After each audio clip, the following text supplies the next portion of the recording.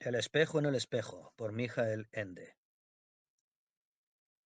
El trotamundos decidió terminar su periplo por las callejuelas de aquella ciudad portuaria, y con ello terminaba al mismo tiempo su viaje por los suburbios y palacios de todas las demás ciudades, por los pueblos, campamentos y ermitas, por todos los desiertos y selvas de la tierra. Se sentó en los sucios escalones de piedra que ascendían hasta la puerta de una casa estrecha y alta, un burdel chino, a juzgar por la farola encima de la puerta. Posó las manos sobre el puño de su bastón, apoyó la barbilla sobre ellas y miró fijamente, sin ver nada, a los rugientes automóviles y tranvías que pasaban. De un segundo a otro había perdido toda curiosidad, todo deseo de continuar su gran viaje. Ya no esperaba ni lo más mínimo de él. Había visto todas las maravillas y misterios del mundo. Conocía la columna flotante de Adularia, del templo de Tiamat y las torres de cristal de Manhattan. Había bebido del geyser de sangre en la isla de Hot y hablado sobre la naturaleza del destino con el señor ciego de la Biblioteca de Buenos Aires. Había llevado en su dedo el anillo de la reina Mrabatán, que otorga poder sobre la memoria de la humanidad, y había pisado las calles de fuego de la ciudad de Eldis, un permiso que ningún forastero había obtenido nunca antes. Lo habían porteado sobre literas de hierro por las naves de máquinas de Detroit, y había logrado pernoctar en el laberinto de la cloaca máxima de Roma sin perder la razón frente a las apariciones del pasado y del futuro que cada noche entablan allí su fantasmal batalla. Había visto incontables cosas, pero no le importaban en absoluto todos aquellos misterios. El suyo propio no había estado entre ellos, y como no había encontrado el suyo, también los demás permanecieron mudos. Si no hubiese iniciado nunca este viaje, al menos habría conservado el sueño de que en algún lugar del mundo debía existir la señal que le estaba reservada, la que le hablaría en un lenguaje que sólo él comprendería, que sería la llave del enigma de su propia existencia. Pero ahora debía aceptar que no existía nada semejante. Si era cierto que esta tierra sólo reflejaba las infinitas formas y fuerzas del universo como una esfera de plata pulida, entonces era un error creer que la patria del hombre era el universo, ya que no había nada que conectase su naturaleza a él. Si por el contrario, desde el principio y para siempre, era un extraño dentro de sí mismo, entonces el universo era muy pequeño, demasiado pequeño. El viajero se asustó un poco y miró tras de sí cuando una muchacha asiática de piel oscura, con un sobrio vestido gris azulado, le preguntó en voz baja y humilde si le permitía pedirle al distinguido señor que aceptara el deficiente servicio de su indigna persona. Al mismo tiempo señalaba invitando a un pequeño y discreto vehículo que ella había empujado a través de la puerta de la casa hasta cerca del borde superior de los peldaños de piedra. El viajero estaba algo desconcertado, también enfadado por el susto que le había causado la muchacha, y aclaró brusco que la visita a una casa de placer no estaba dentro de sus intenciones. La muchacha, muy pequeña y de ternura infantil, le miró con ojos de luna nueva y, aunque pareció no entenderle, se inclinó profundamente y permaneció así, mientras que, con ademanes contenidos, seguía invitándole a los cómodos y preciosamente bordados cojines de su cochecito. El viajero, que ya lamentaba haber ofendido posiblemente a la joven, tomó, suspirando, asiento en el vehículo y se dejó llevar al interior de la casa. Al principio circularon por una nave alargada, cuyas paredes, suelos y techos estaban cubiertos por piedra veteada, pulida y reluciente. Los fragmentos utilizados parecían haber sido escogidos cuidadosamente siguiendo un rasgo común, pues en todos el delicado veteado incitaba a la imaginación del observador a ver en las formas aleatorias rostros y máscaras, ornamentos vegetales, dioses y demonios, animales zancudos, fogosas danzarinas, jinetes sobre insectos en largas procesiones, paisajes de cuerpos, mares agitados llenos de barcos y monstruos, palacios de escarcha y ciudades en ruinas cubiertas por completo de musgo gigante. Pero la atención del viajero seguía estando paralizada por aquella profunda bulia. Todavía no veía nada. En la siguiente sala, sin embargo, sus sentidos cerrados sobre sí mismos se despertaron poco a poco y comenzó, todavía vacilante e incrédulo, a descifrar el alfabeto de los signos que él mismo creaba y también no creaba. Las hasta entonces imágenes planas adquirieron ahora progresivamente una configuración más plástica y tridimensional. Había por todas partes formas rocosas, estalactitas y estalagmitas, raíces, troncos de árboles, lava solidificada y trozos de metal fundido que la fuerza arbitraria de la naturaleza había transformado, de modo cada vez más perfecto, en las líneas más sorprendentes y a la vez más agradables. Resultaba difícil creer que todas aquellas figuras fuesen solamente producto del juego arbitrario del azar. No obstante, no había sido otra fuerza que la que albergaba el propio observador, la que había creado de aquellas formas casuales las más asombrosas obras de arte. Cada vez más se diluía en el viajero la frontera entre su interior y el exterior, entre lo que creaba y aquello que tenía realmente delante de los ojos, hasta que finalmente no pudo distinguir lo uno de lo otro, y experimentó su propio espíritu como algo externo, y los objetos como su interior. De repente tuvo la sensación de verse a sí mismo, a su propia imagen, tal y como estaba en cuclillas en el cochecito, desde el exterior y el interior a la vez, como si también ella no fuese otra cosa que una forma surgida casualmente en la que su espíritu creador veía un ser real. Pero precisamente debido a ello, ese ser se volvía realidad. Se estremeció, pero fue un estremecimiento placentero. A partir de aquel momento, cuando finalmente había comenzado a ver, no se habría atrevido a decir si aquello que miraba seguía estando relacionado con lo que tenía delante. Le parecía más bien que los objetos se volvían de sala en sala cada vez más sencillos y comunes, pero ahora, ya que la secreta fuerza en él había desplegado sus alas, se elevaba cada vez más alto y transformaba la visión de las cosas. A partir de una hoja marchita, un huevo blanco, una pluma de pájaro, se le presentaba multitud de mundos, y él estaba profundamente emparentado con ellos. Él era su creador y a la vez su criatura. Comprendió que ahora que renunciaba a todo aquello que hasta entonces había considerado realidad, se acercaba a la realidad. Cuando su silenciosa acompañante lo condujo ante una pared de lapislázuli y oscuro, casi negro, tuvo la siguiente visión. A través de sus innumerables y grandes grietas pudo contemplar también el mismo número de diferentes paisajes en miniatura de gracia y delicadeza asombrosas.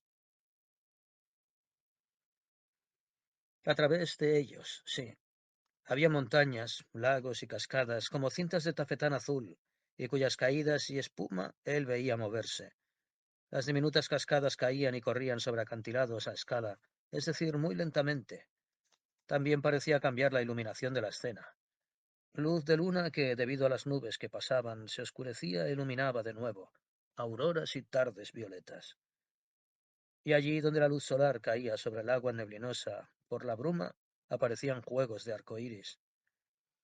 Finalmente el viajero fue consciente de que incluso podía oír el susurro y el rumor de las cascadas, aunque fuese de modo delicado y lejano. Cuanto más atento estaba a aquellos sonidos, con mayor claridad percibía una especie de música cristalina, dulce. ¿Qué es esto? Preguntó, y se asustó de nuevo un poco, esta vez de su propia voz que le había sonado alta y áspera. La muchacha sonrió y respondió dulcemente: Lo que el distinguido señor percibe son delicados brotes de su propia existencia futura. El viajero no entendió la respuesta, pero no sintió necesidad de seguir preguntando, sino que se volvió a abandonar a los etéreos sonidos. De una forma para él completamente nueva, su corazón se llenó de una ternura casi dolorosa. De lujuria, podría decirse. Entonces, susurró, ¿solo yo puedo oír esta música? Aparte de ti y de mí, señor, ningún mortal, contestó la joven, los labios pegados a su oído. Él la miró. ¿Por qué también tú? Yo, dijo la muchacha, tan bajo que apenas pudo oírla, y bajó la mirada. No soy nadie. Mucho después se detuvieron ante una pared amarilla clara, casi blanca, en la que encontraron 4 discos redondos, 3 de ellos juntos en una fila, el cuarto algo más elevado. El primero de estos discos transmitía al observador la impresión de que miraba perpendicularmente desde arriba sobre una superficie de agua en movimiento. Crestas de olas plateadas como renglones blancos irregulares surcaban sin interrupción. Estas eran atravesadas en diagonal por una anguila negra que parecía abrirse camino serpenteando y que sin embargo permanecía siempre en el centro de la imagen. Asombrado, el viajero observaba el siempre cambiante y siempre idéntico espectáculo. Finalmente quiso dirigirse al siguiente disco, cuando sonó procedente del primero una voz susurrante que no parecía real, más bien como si del rumor del oleaje surgiese algo parecido a estas palabras. A mí me creó el mar. Este inesperado mensaje asustó de nuevo un poco al viajero. Sentía que algo en su interior había entendido el significado, solo que no lograba todavía ser consciente del mismo. Se dirigió a su acompañante con expresión interrogante, pero ésta, sonriendo, simplemente inclinó la cabeza. Intuyó que no recibiría una respuesta a una pregunta directa. Por eso también permaneció en silencio y dirigió su atención hacia el segundo disco, que estaba colgado a la derecha del otro. Al principio distinguió en él algo así como la cima nevada de una montaña que se desdibujaba hacia abajo en una neblina cada vez más densa. Solo después de observarla durante mucho tiempo se percató de que la montaña parecía más bien una cabeza humana vuelta hacia él, aunque con el rostro ligeramente inclinado hacia abajo. La parte superior de la cabeza era extremadamente alta, y de ella caía hacia ambos lados cabello largo y blanco como la nieve. No obstante, el rostro parecía el de un niño, sin definirse si se trataba de un niño o de una niña. La calma que emanaba de aquel rostro era tan profunda que el observador no quería interrumpirla ni tan siquiera con un parpadeo. Así permaneció inmóvil, hasta que finalmente, casi sin escuchar voz alguna, percibió las palabras: Yo soy niño, anciano. Nuevamente a la derecha y a la misma altura colgaba el tercer disco. Cuando el viajero se dirigió hacia él, sintió como si mirase a través de una pared vertical de cristal un paisaje submarino en un dorado atardecer, rodeado de plantas ondulantes. En primer plano vio la cabeza de un castor que avanzaba desde el lado inferior izquierdo hasta el superior derecho y que de cuando en cuando expulsaba perlas de aire por los agujeros de su nariz, como si estuviese a punto de emerger. Después de contemplar absorto largo tiempo esta escena, el viajero percibió del ancestral atardecer dorado las palabras: Yo crearé el mar.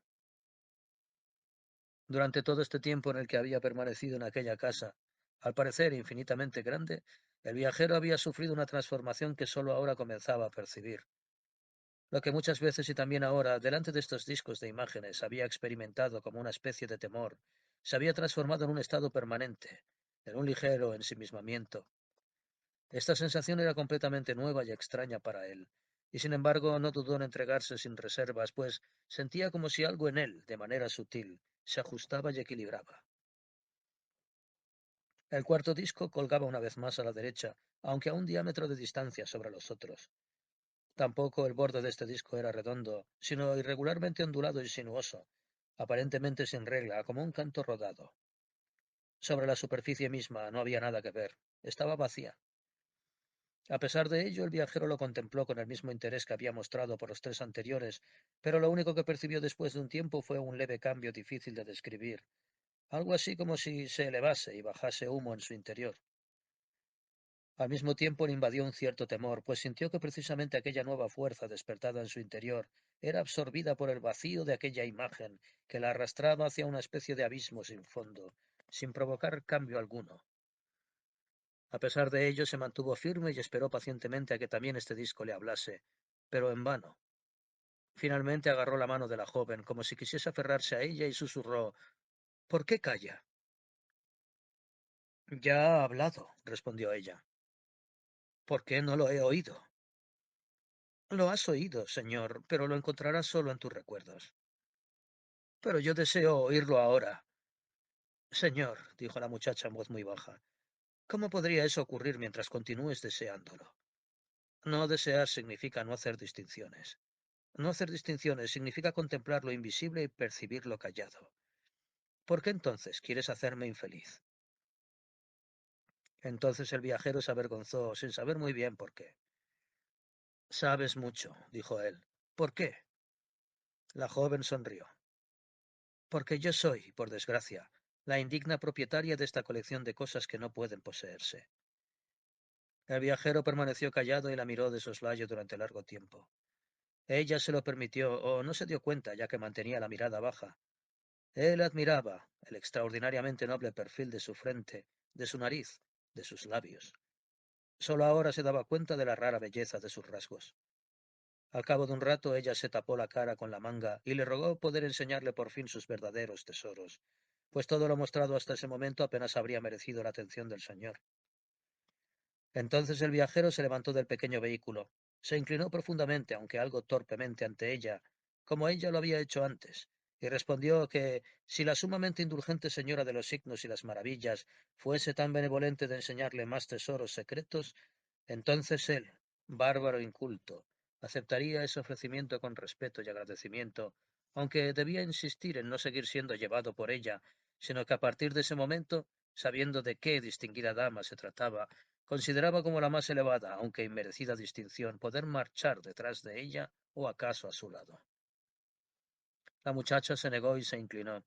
El viajero se inclinó e insistió, y finalmente impuso su voluntad. Dejaron el pequeño vehículo. La joven tomó al invitado, que era mucho más alto, solo con las puntas de sus dedos de la mano, y así caminaron en silencio uno al lado del otro, hacia las salas interiores, continentes vírgenes y océanos del alba.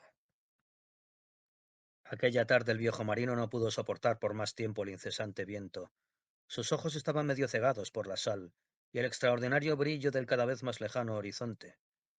Pero aquello carecía de importancia porque de todos modos nunca había tierra a la vista. El constante viento era el que le llevó a la determinación de abandonar la cofa para siempre. Guardó cuidadosamente entre el pecho y la chaqueta el catalejo de pesado latón y comenzó a descender por el interminable mástil. De vez en cuando se detenía para volver a tomar aliento y frotarse para calentar sus ateridos dedos. Al mismo tiempo, oteaba la profundidad para ver si veía la cubierta. Pero las gigantescas velas impedían desde allí toda visibilidad. Ni hacia abajo ni hacia arriba, ni por ninguna otra dirección podía apreciar otra cosa que tela blanca, henchida, y en medio cabos, maromas, sogas, cuerdas e hilos de todo grosor o finura, entre los que cantaba el viento. El marino no podía recordar haber visto durante el ascenso tal maraña de cordaje. Entonces se dio cuenta de que no podía recordar ninguna subida, sino solamente largos y solitarios momentos en el puesto de vigía. Para colmo, comenzaba a oscurecer rápidamente. Eso dificultaría aún más el descenso.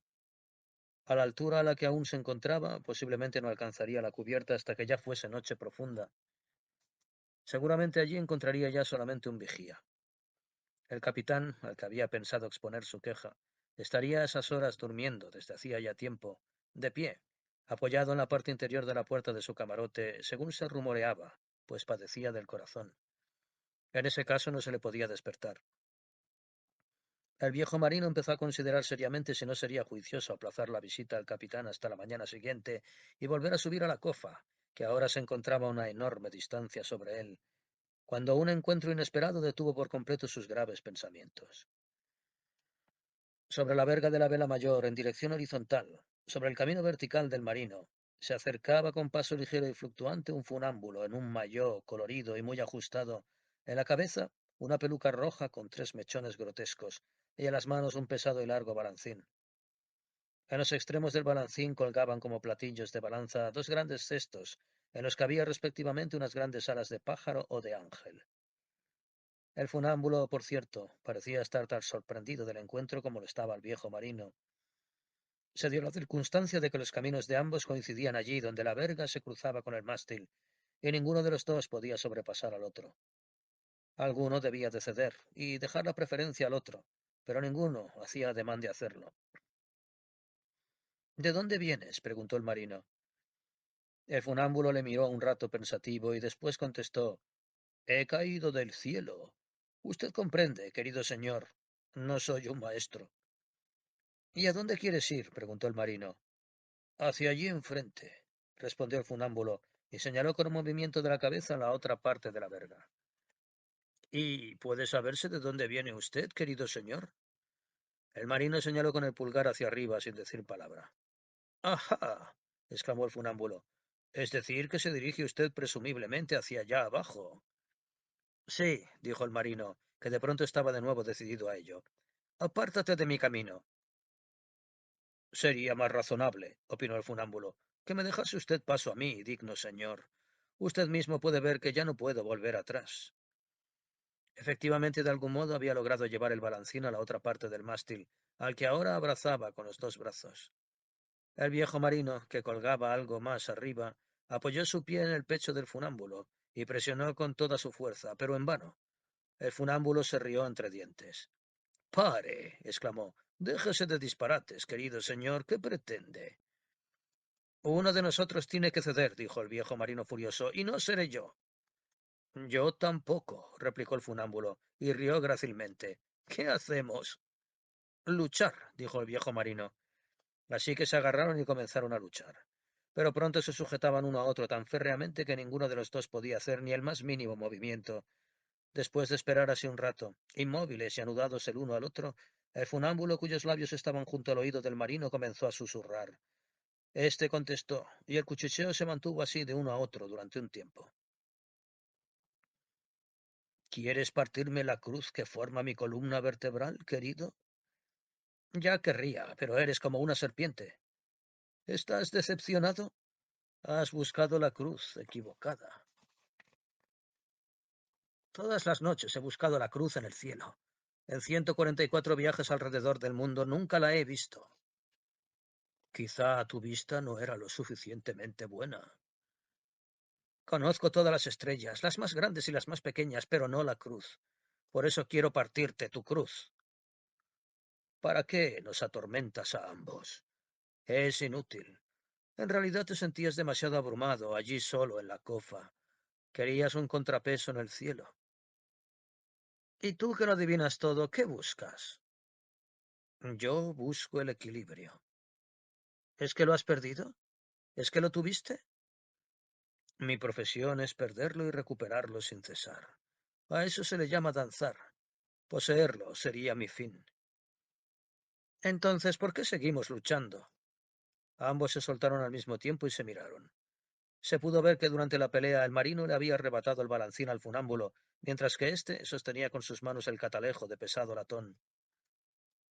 Que te vaya bien, hermano, dijo el funámbulo riendo, y comenzó a descender por el mástil. ¿Cómo te llamas? Le gritó el otro, pero el funámbulo ya se había marchado. Así que el viejo marino, con el pesado balancín en la mano, vacilante y sin destreza, se encaminó por la horizontal de la gran verga, donde pronto desapareció entre las gigantescas velas blancas. Bajo un cielo negro hay una tierra inhabitable, un desierto ilimitado de cráteres de bombas, bosques petrificados, cauces secos e incontables cementerios de coches. En el centro de aquel desierto hay una ciudad sin personas, una ciudad llena de sombras y vanos negros de ventanas, el esqueleto de una ciudad. En el centro de aquella ciudad hay una feria. Allí es donde el silencio es más profundo.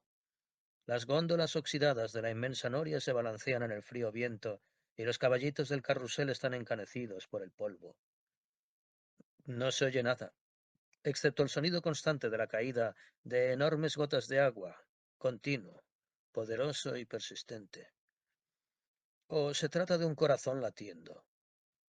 Pero si es un corazón lo que late, ¿de quién es ese corazón? ¿De una persona? ¿De un animal? ¿Quizá de un ángel? En el centro de la feria muerta hay un niño. Se encuentra delante de una barraca pintada de colores con innumerables figuras que anuncian risas, emoción y maravillas. Después de un rato, ya que nadie se lo impide, se atreve a entrar al interior de la barraca.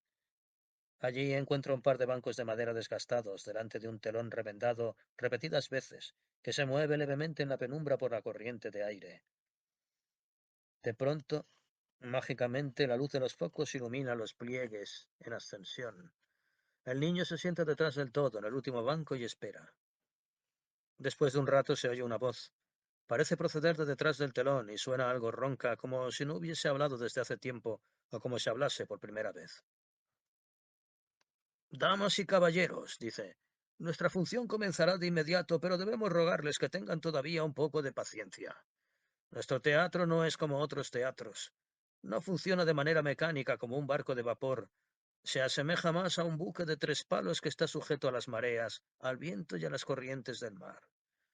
Y, damas y caballeros, deben admitir que en comparación con la brutal y ciega determinación de un barco a vapor, un buque de tres palos es hermoso y sensible, aunque naturalmente algo anticuado, como todo lo noble. Lo que les mostramos, damas y caballeros, no les hará ni más inteligentes ni más virtuosos, pues nuestro teatro no es ni escuela ni iglesia. La desdicha del mundo no se aliviará con nuestra representación, pero tampoco se acentuará, lo que no es poco. No tenemos ninguna intención, ni tan siquiera la de engañarles a ustedes. Nosotros no argumentamos. No queremos demostrar, denunciar ni evidenciar nada. Sí, ni siquiera queremos convencerles de la realidad de nuestra representación. en caso de que prefieran aceptarla como una fantasía. Puede parecer, damas y caballeros, que no les necesitamos en absoluto, pero no es así. Se produce una pausa, durante la cual se pueden escuchar murmullos excitados detrás del telón. El niño en el último banco tiene la barbilla apoyada en la mano y espera. Aquí estamos, por tanto, continúa la voz ahora de nuevo en tono alto, y ustedes allá abajo, y nosotros aquí arriba, y comienzan a preguntarse con todo el derecho de quién ha pagado su entrada, por qué y para qué.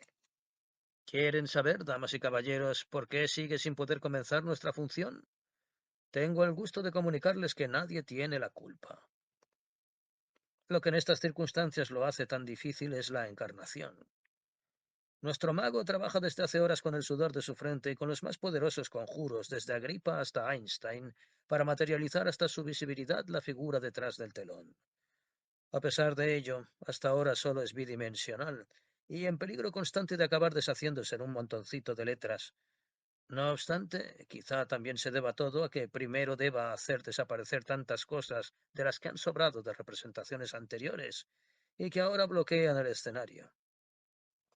Dependemos de su colaboración, damas y caballeros, de manera que si, por lo tanto, deseasen ser tan amables de ayudarnos, le daremos las gracias en nombre de la dirección. Presten atención. Su misión consiste en imaginar con todas sus fuerzas un funámbulo. ¿Lo ven? Allí, en lo alto, entre dos postes, brillando y con pies gráciles, con nada bajo él, excepto un trozo de cuerda oscilante y el abismo. No, damas y caballeros, no hay red. El deber de un verdadero funámbulo es jugarse la vida, la propia vida. ¿Se entiende? Pues un funámbulo, al fin y al cabo, no es un general. ¿Pero para qué? Que él quiere ir de un lado hacia el otro de la cuerda, tensada en lo alto. Podría ir cómodamente y sin peligro por el suelo, eso le llevaría al mismo destino, pero no. Tiene que escoger necesariamente el camino de la cuerda. ¿Por qué? Seguro que no es por sus honorarios, pues son escasos. A nadie le resulta provechosa su osadía, menos aún a él. La admiración del público pesa poco ante el peligro de la amenaza de caída, y además un verdadero funámbulo cumple con su obligación aunque nadie esté mirando. ¿Y le importa en realidad llegar de un lado a otro? ¿No son incluso intercambiables los lados? Entonces, ¿para qué? Piénsenlo, por favor. Pon en juego su ya de por sí cuestionable existencia una y otra vez. ¡Bravo! Exclama la voz. No sabemos, damas y caballeros, quién de todos ustedes allá abajo ha pensado en la respuesta correcta, pero gracias a él se ha logrado la encarnación. ¡Ale hop! ¡Et voilà! Aquí está. Sobre el escenario en la penumbra hay alguien que lleva puesto un sombrero grande y extraño. Señala con la mano izquierda hacia arriba y con la derecha hacia abajo. Así permanece inmóvil un tiempo. Después, de pronto, sube al proscenio. Se quita su sombrero y se inclina profundamente, casi hasta el suelo, delante del niño del último banco. Gracias, dice. Lo has hecho muy bien. ¿Quién eres? Pregunta el niño. El Pagat, contesta el hombre. Se sienta en el proscenio y deja que sus piernas se columpien. ¿Y qué eres? Pregunta el niño. Un mago, contesta el hombre, y un prestidigitador, ambas cosas. ¿Y cómo te llamas? Quiere saber el niño. Tengo un montón de nombres, contesta el Pagat, pero en principio me llamo Ende. Ese es un nombre muy raro, dice el niño, y ríe. Sí, dice el Pagat. ¿Y cómo te llamas tú? Yo solo me llamo Niño, dice el niño azorado. En cualquier caso, dice el hombre del sombrero, muchas gracias por haberme introducido. Debido a ello puedo ahora presentarme ante ti, y con ello se acaba el espectáculo. Y guiña un ojo. ¿Ya? Pregunta el niño. ¿Y qué hacemos ahora? Ahora, responde el hombre desde el proscenio y cruza las piernas. Ahora comenzaremos algo. ¿Puedo quedarme contigo? Pregunta el niño. Preguntarán por ti, opina serio el Pagat. El niño sacude la cabeza. ¿Dónde vives? Se interesa el Pagat. Ya no se puede vivir en ninguna parte, responde el niño. Por lo menos yo. Entonces yo tampoco puedo, tercia el Pagat pensativo. ¿Qué hacemos? Podemos irnos juntos, opina el niño. y buscar un nuevo mundo donde podamos vivir los dos. Una buena idea, dice el Pagat, y se pone su sombrero grande y extraño. Y si no encontramos ninguno, crearemos uno mágicamente. ¿Puedes hacerlo? Pregunta el niño. No lo he intentado nunca, contesta el Pagat, pero si tú me ayudas. Además, creo que deberías de tener un verdadero nombre. Te llamaré Mijael. Gracias, dice el niño y sonríe. Ahora estamos en paz. Entonces abandonan la barraca, la feria, la ciudad. Caminan bajo el cielo negro, sumidos en la conversación, hacia el horizonte, y se hacen cada vez más pequeños. Van cogidos de la mano y no se sabe exactamente quién guía a quién. Dos caminan cogidos de la mano bajando una calle. Una figura oscura y grande que guía a otra pequeña y clara. La grande es un genio vestido con una larga túnica marrón oscura. Su rostro cobrizo, cetrino, se asoma melancólico bajo la capucha, como un ancestral simio. Su mano es negra y escamosa. Los dedos con forma de garras están retorcidos. A pesar de ello, sujetan cuidadosamente otra mano, una pequeña, que es suave y blanca. La mano de un niño. Un grácil muchacho en traje blanco de marinero con pantalones hasta las rodillas y botas negras de cordones. La gorra blanca con lazos está echada hacia atrás y enmarca el rostro infantil como una aureola. La calle por la que ambos avanzan, sin ninguna prisa, se extiende recta y siempre en descenso hacia el horizonte. Toda la superficie de la tierra está inclinada.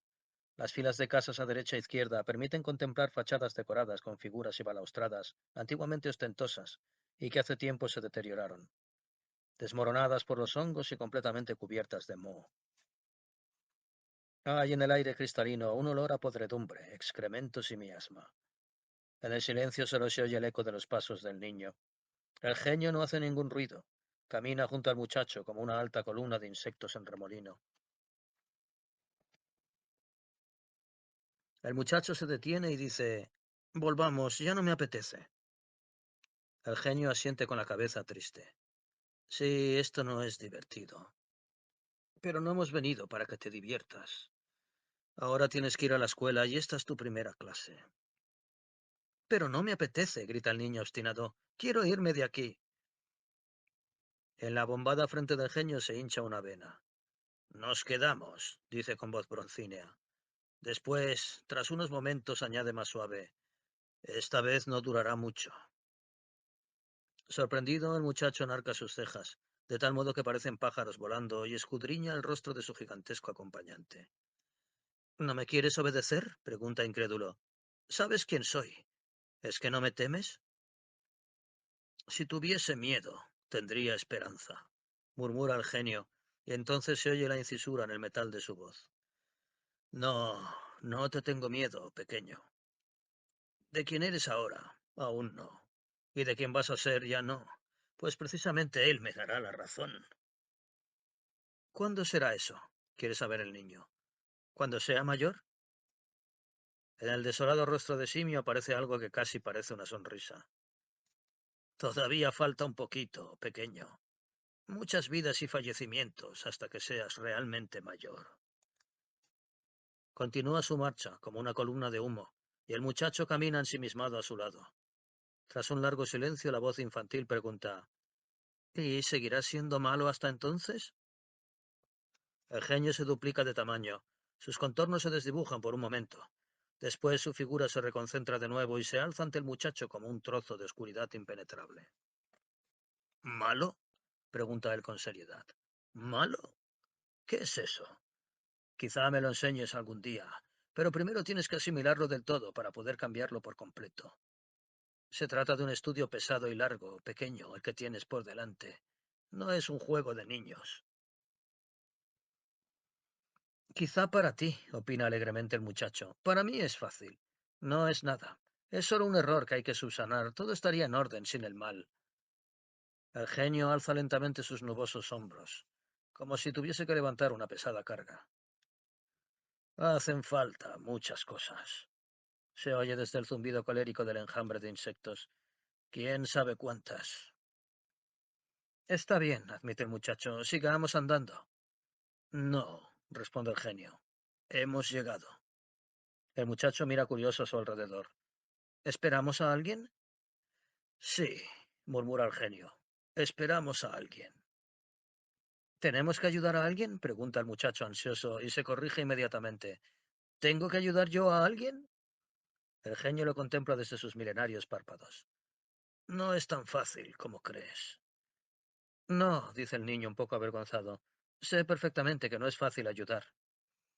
El genio mueve la cabeza despacio, como un árbol azotado por el viento. Es a ti, musita su voz, pequeño, al que hay que ayudar. El muchacho se ruboriza profundamente. No tengo la sensación de estar en absoluto necesitado de ayuda, le dice rápidamente desafiando al gigante. El genio suspira como si una magma líquido lanzase burbujas. Aquí puedes ver, pequeño, cuán poco comprendes aún. ¿Quién tiene que ayudarme? Quiere saber el muchacho. ¿Y por qué? Todos, responde el genio. Todos a los que tendrás que ayudar tú después. Pues a todos ellos agradecerás poder hacerlo. ¿También a ti? Quizá. Sí, creo que también a mí. El muchacho se pone rígido. A ti no quiero tener nada que agradecerte. No quiero. ¿Me oyes? Del interior del humo negro llega una carcajada como si crujiese y gimiese madera viva en un fuego. ¿Quieres, pequeño? ¿Quieres? ¿Podría, si no, guiarte? Ahora el muchacho se vuelve realmente impaciente. ¿Pero a quién esperamos? ¿Me tomas por un necio? Ya estás aquí. ¿A quién más tengo que esperar? El genio se acaricia con sus garras, cansado, la cara de cobre. Suena como si se pisara cristal. Mantén la calma, pequeño señor, mantén la calma. Yo no estoy aquí. ¿O crees que en ese caso podría llevarte de la mano sin que tu cálido corazoncito se helase? Pero deja ya de preguntar ininterrumpidamente. Solo presta atención a todo lo que va a ocurrir. Por esta vez no tienes mayor obligación. Y el genio se cala la capucha sobre su rostro y tiene el aspecto de un abeto cubierto de nieve negra. De pronto se oye un gemido ronco y chillón que se ahoga poco a poco, lastimosamente, como el gemido de un gran perro que se lamenta de la muerte de su amo. El muchacho se estremece y mira buscando a su alrededor. Le parece que llega de una de las casas cercanas, pero debido a un extraño eco que viene y va, no puede asegurar de cuál. Cuando lentamente se gira, ve detrás de sí una figura gris encorvada, cuya llegada no había notado. Aliviado respira, pues según todas las apariencias solo se trata de un viejo barrendero que marcha apoyado en su escoba y que ha escuchado la conversación de los dos visitantes. Cuando la mirada del muchacho se encuentra con la suya, sonríe, asiente con la cabeza y toca con su dedo el borde de su gorra. Buenos días, dice con voz ronca. Y como el joven no contesta, sino que le mira escrutador, continúa. ¿No es verdad que es un buen día debido a que has venido? El muchacho sigue sin contestar nada. En vez de ello se vuelve hacia el genio, pero éste simplemente permanece enorme y silencioso como un remolino de oscuridad.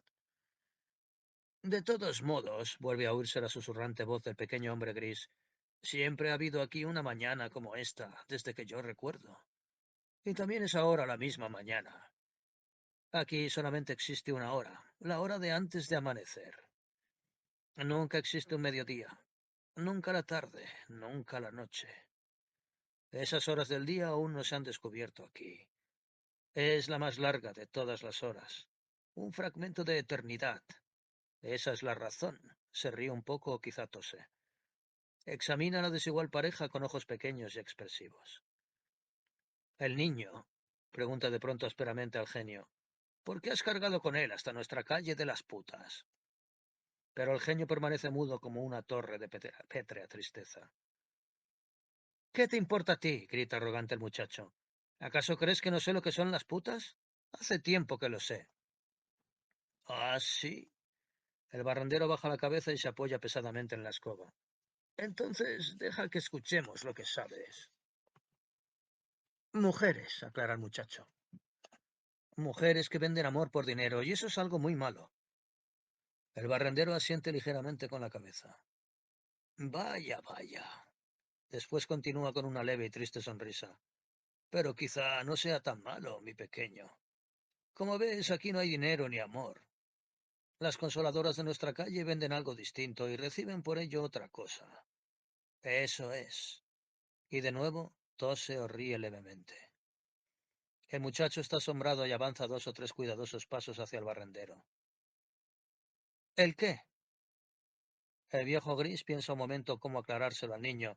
Finalmente encuentra un modo y pregunta: Seguro, joven, que conoces un montón de cuentos. Los conozco todos, dice orgulloso el muchacho. Todos los que existen. Tengo a alguien que me los cuenta y que conoce todos los cuentos del mundo. Eso está bien, y seguro que también sabes que son verdad. Por supuesto. El barrendero vuelve a asentir. Muy bien. Yo no digo que no sean verdad. Si uno sabe contarlos correctamente, todos son verdad. Pero, sabes, siempre cuentan solamente las historias de los vencedores. Acaban bien, de un modo u otro. Pero las historias de los perdedores también son verdad, solo que se olvidan pronto. Quizá porque hasta ellos mismos las olvidan. Esa es la causa. ¿Perdedores? Pregunta el muchacho, y se acerca aún más. Nunca he oído hablar de ellos. ¿Existen realmente? El viejo extiende la mano para acariciar la mejilla del muchacho, pero éste retrocede con un movimiento brusco. El barrendero sonríe disculpándose.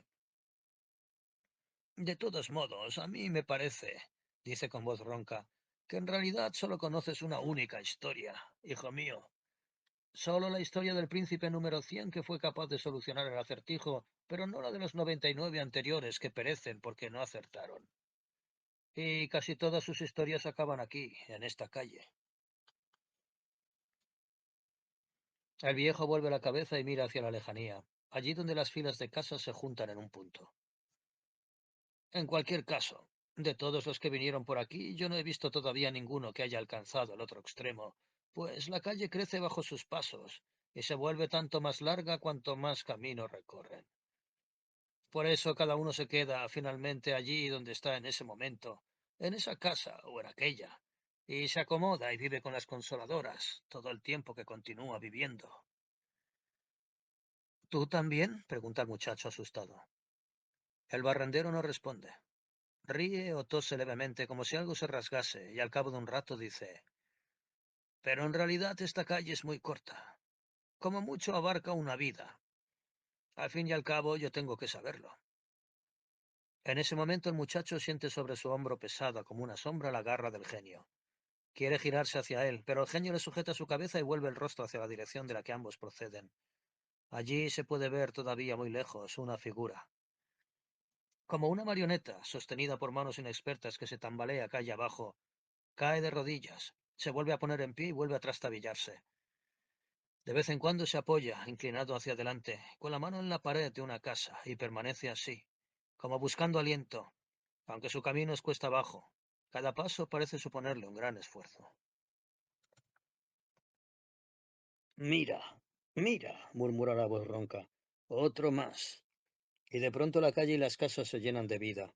Las puertas se abren y aquí y allí también alguna ventana. Por todos sitios aparecen mujeres que siguen con la mirada o miran fijamente a la cara al recién llegado. Todas se asemejan tanto que parece que fuesen solo una misma mujer, reflejada en una fila infinita de espejos. Esa una, que son todas, lleva un vestido de tela gris consumido por el moho, que se ciñe a sus escuálidos miembros y que deja a la vista pechos flácidos, diminutos, con alargados pezones como de animal.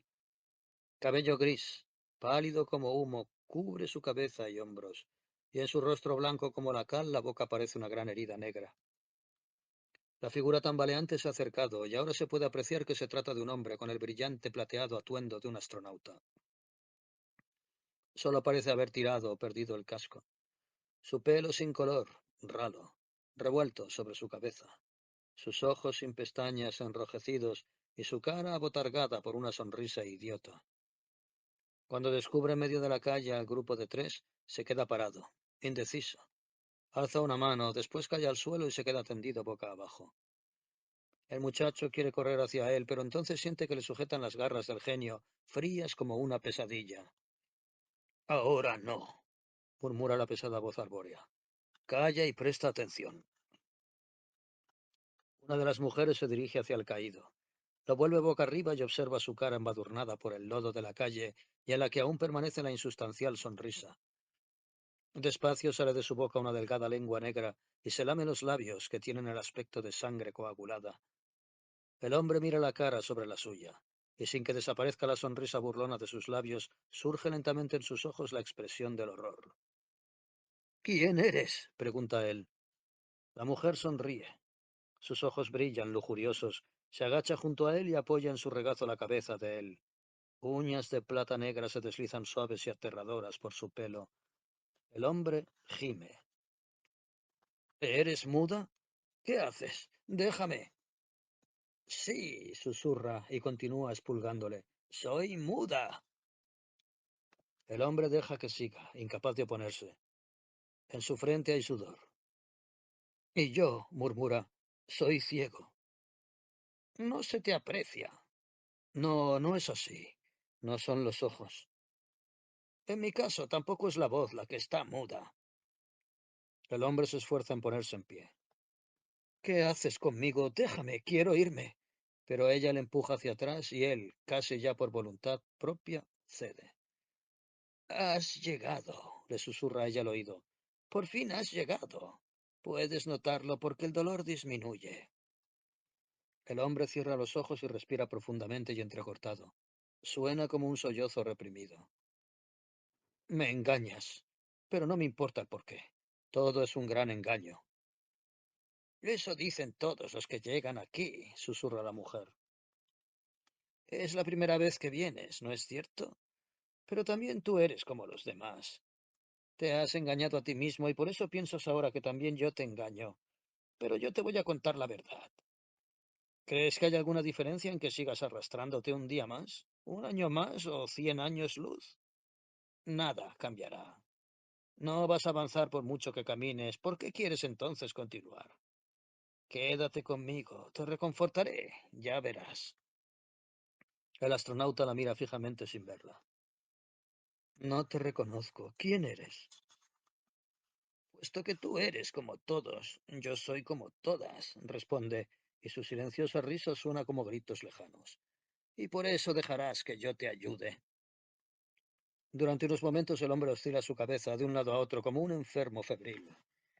Bajo el juego de los experimentados dedos en su cabeza, se tranquiliza poco a poco. Su cara, todavía hinchada por esa risa idiota, se ha vuelto casi tan blanca como la de ella. Si no respirara una y otra vez convulsivamente, se diría que está muerto. El muchacho se estremece. ¿Qué le hace? ¿Le va a ayudar de verdad? Levanta la cabeza para mirar al genio, pero en su lugar contesta el barrendero. Sí, a su estilo, joven. Ella es una consoladora. Observa sus dedos. Le quitan el dolor. Ya no tendrá más dolores y ella se llenará de ellos, por poco tiempo al menos. Al final, él no será nadie. El hombre yace completamente en silencio. Sus ojos buscan los del niño. Sus sonrientes labios permanecen firmemente cerrados a pesar de ello. El muchacho oye la voz del hombre. He buscado el paraíso. Después se produce un largo silencio y el muchacho no oye nada más que el latir de su propio corazón. Finalmente la puta susurra. Naturalmente que no lo has encontrado, porque no existe. Y ahora has perdido toda esperanza, ¿no es cierto? El hombre mantiene la mirada del niño con la suya. Su voz suena casi serena de tanto infortunio. Si no lo hubiese encontrado, no habría perdido nunca la esperanza. Las uñas negras plateadas peinan una y otra vez su cabello. Habla. Cuéntamelo todo. Y el muchacho todavía fija su mirada en la del hombre, como en una trampa, oye la voz de éste decirle: hubiera seguido buscando hasta el final de mis días, y habría muerto feliz sin haber dudado nunca de que en algún sitio existiría un lugar donde todo es hermoso y perfecto, y yo hubiera aceptado que nadie pudiese encontrarlo.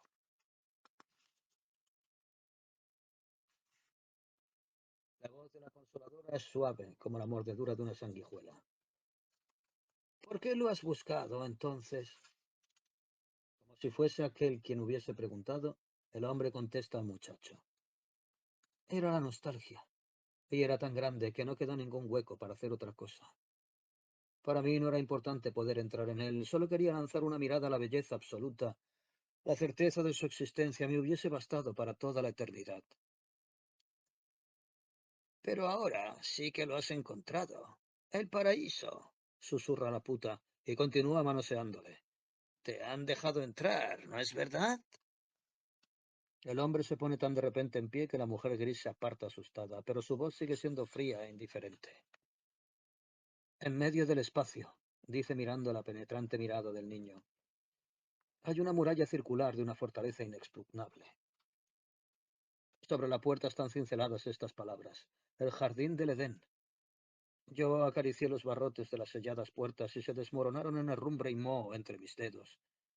Atravesé la puerta y vi un paisaje interminable de ceniza y escoria, y en medio un gigantesco árbol petrificado cuyas ramas se aferraban al negro cielo. Y mientras aún permanecía en pie y miraba, algo se movió junto a mí, y de un agujero negro en el suelo se arrastró un ser vivo, como una araña gigante. Solo pude reconocer que estaba horriblemente consumido y que era horriblemente viejo, y que arrastraba unas gigantescas alas tras de sí. Y el ser rodó hacia adelante y gritó: «Volved, volved, hijos de los hombres», y se arrancaba puñados de plumas y me las tiraba. Yo retrocedí, y entonces comenzó a chillar y a reír y siguió gritando: «No queda aquí nadie más que yo. Estoy solo, solo, solo». Entonces huí. No sé cómo ni hacia dónde, ni si fue nada más que una hora o 1000 años. El hombre se queda sentado inmóvil, las piernas estiradas, todavía la misma malvada sonrisa en la cara, pero ahora mira hacia abajo y aparta la mirada del muchacho. Y de nuevo se hace el silencio, tan definitivo como si todo sonido de la tierra hubiese desaparecido. Pero entonces, cuando el muchacho ya cree que no puede respirar más, la consoladora dice: «Ven, puedo hacer que olvides para siempre tu anhelo. Entonces dejarás de sufrir». El hombre se levanta. Ella le toma de la mano y se dirige junto a él hacia la puerta. Entonces el muchacho se suelta de la mano del genio y le cierra el paso a los dos. «No puedes hacer eso», exclama furioso. «No puedes olvidar tu anhelo. Ella te lo arrebata todo. Ella te arrebatará tu propia persona». De pronto el niño siente la fuerte mano del hombre en su mejilla y se tambalea hacia atrás. Él le ha golpeado. «Déjalo estar», dice la mujer gris. «El niño no lo sabe hacer mejor todavía». Y tira del hombre hacia la casa. «No debe olvidarlo», balbucea el niño.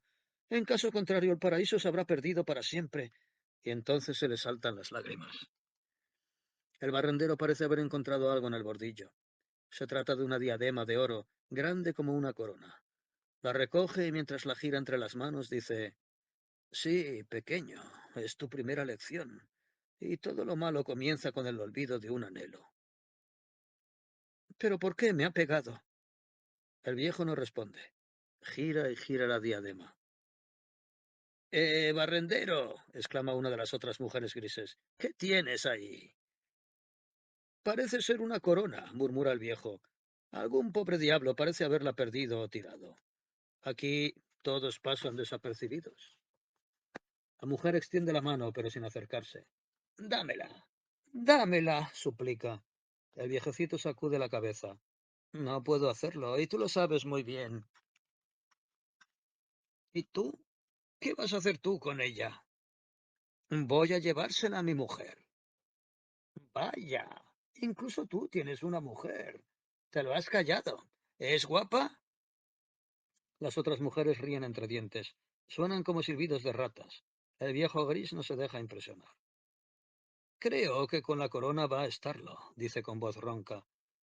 «¿No tienes miedo?», pregunta otra consoladora. «Nuestra reina ha ordenado que se le lleven todos los objetos perdidos. Ella no permite bromas, viejo». El barrendero entorna los ojos y tose o ríe un poco avergonzado. «¿Guapa?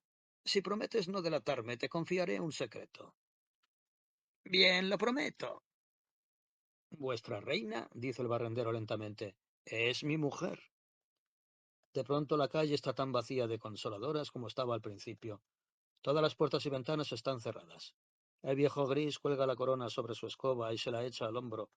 Hace un gesto de asentimiento con la cabeza al joven, Se toca con el dedo el borde de la gorra y su color gris desaparece entre el gris de las paredes de las casas.